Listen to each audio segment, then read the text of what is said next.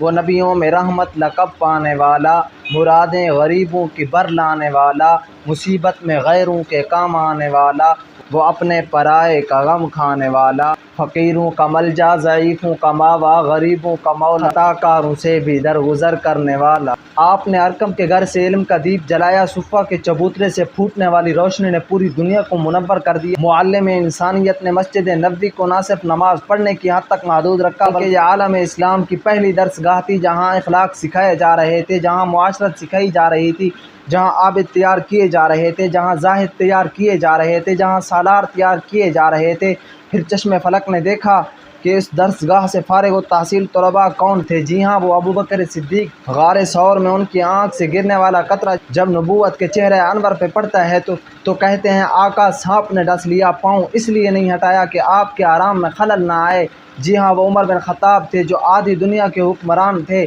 پیوند لگے کپڑے پہن کر زمین کے اوپر بیٹھ کر لوگوں کے فیصلے کرتے تھے۔ جی ہاں، وہ عثمان بن عفان تھے جن کے بارے میں خود آقا نے فرمایا اس عثمان سے تو اللہ کے فرشتے بھی حیا کرتے ہیں۔ جی ہاں، وہ علی المرتضیٰ تھے جن کے ذوالفقار کے سامنے کسی کافر میں کھڑے ہونے کی ہمت نہ تھی۔ قرآن میں 750 مرتبہ تقریباً خدا نے صحابہ کو جنتی کہا۔ سامعین و ناظرین، جب سیرت بیان کی جائے گی تو مشکلات کا سامنا کرنا ہوگا، جب سیرت بیان کی جائے گی تو راستے میں کانٹے بچھائے جائیں گے۔ جب پیغمبر نے اپنی سیرت کا اعلان کیا تو آپ کے اوپر پتھر برسائے، جب پیغمبر نے اپنی سیرت کا اعلان کیا تو آپ کے دندان مبارک شہید، جب پیغمبر نے اپنی سیرت کا اعلان کیا تو صحابہ کی پسلیاں توڑیں، جب پیغمبر نے اپنی سیرت کا اعلان کیا تو حضرت بلال کے سینے پر پتھر رکھے گئے، جب پیغمبر نے اپنی سیرت کا اعلان کیا تو حضرت زنیرہ کی آنکھیں نکالی گئی، جب پیغمبر نے اپنی سیرت کا اعلان کیا تو آپ کے جسم اطہر پر اوجری ڈالی گئی، جب پیغمبر نے اپنی سیرت کا اعلان کیا تو ابوبکر صدیق کو مار مار کر بے ہوش کر دیا گیا، جب پیغمبر نے اپنی سیرت کا اعلان کیا تو حضرت عمر بن خطاب کو صبح کی نماز میں خنجر مارا گیا، جب پیغمبر نے اپنی سیرت کا اعلان کیا